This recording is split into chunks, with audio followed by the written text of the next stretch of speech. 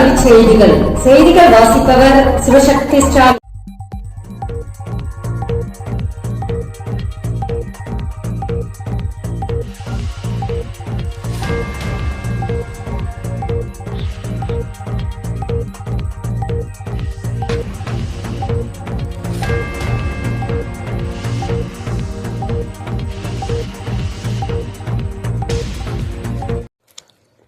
கல்வியை இறுக பற்றி கொண்டு முன்னேறுங்கள்.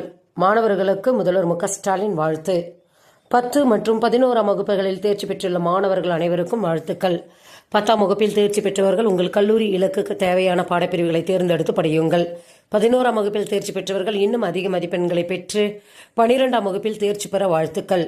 இந்த தேர்வுகளில் தேர்ச்சி பெற முடியாதவர்கள் மனம் தளர வேண்டாம். அடுத்தடுத்த தேர்வுகள் உள்ளன, அவற்றை பயன்படுத்தி கொண்டு தேர்ச்சி பெறுங்கள். கல்வியை இறுக பற்றி கொண்டு முன்னேறுங்கள் என தெரிவித்துள்ளார். நீட் யூஜி தேர்வு முடிவுக்கு இடைக்கால தடை. கடந்த மே 4ஆம் தேதி நீட் யூஜி தேர்வு நாடு முழுவதும் நடைபெற்றது.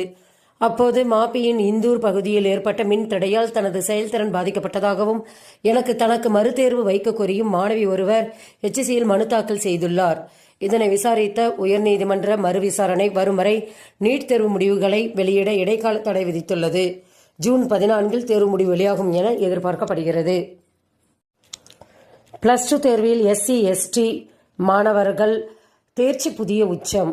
முதல்வர் ஸ்டாலின் பெருமிதம்.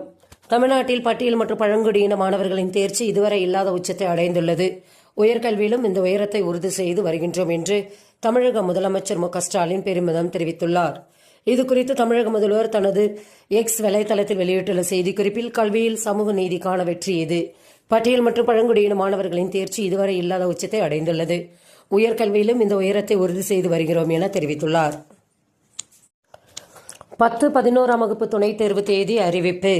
ஜூலை 4 முதல் 10ஆம் தேதி வரை 10ஆம் வகுப்புக்கும், ஜூலை 4 முதல் 11ஆம் தேதி வரை 11ஆம் வகுப்புக்கும் துணைத் தேர்வு நடைபெறும் என்று தேர்வுத்துறை அறிவித்துள்ளது. 10ஆம் வகுப்புக்கு ஜூலை 4ஆம் தேதி தமிழ் மற்றும் இதர மொழி பாடங்கள், ஜூலை 5 விருப்ப மொழி பாடம், ஜூலை 7 ஆங்கிலம், ஜூலை 9 அறிவியல், ஜூலை 10ஆம் தேதி சமூக அறிவியல் தேர்வு நடக்க உள்ளன. மேலும் விவரங்களுக்கு www.dg.tn.government.in என்ற இணையதளத்தை பார்க்கலாம். 100க்கு 100 மதிப்பெண் கிடுக்கி பிடி விசாரணை. விழுப்புரம் செஞ்சியில் ஒரே மையத்தில் 12ஆம் வகுப்பு பொதுத் தேர்வில் வேதியியல் பாடத்தில் தேர்வு எழுதிய 167 மாணவர்கள் 100க்கு 100 மதிப்பெண்கள் பெற்றனர். ஒரே மையத்தில் எப்படி அச்சடித்தது போல இவ்வளவு மாணவர்கள் 100 மதிப்பெண்கள் எடுக்க முடியும் என்று பலரும் சந்தேகம் எழுப்பியுள்ளனர்.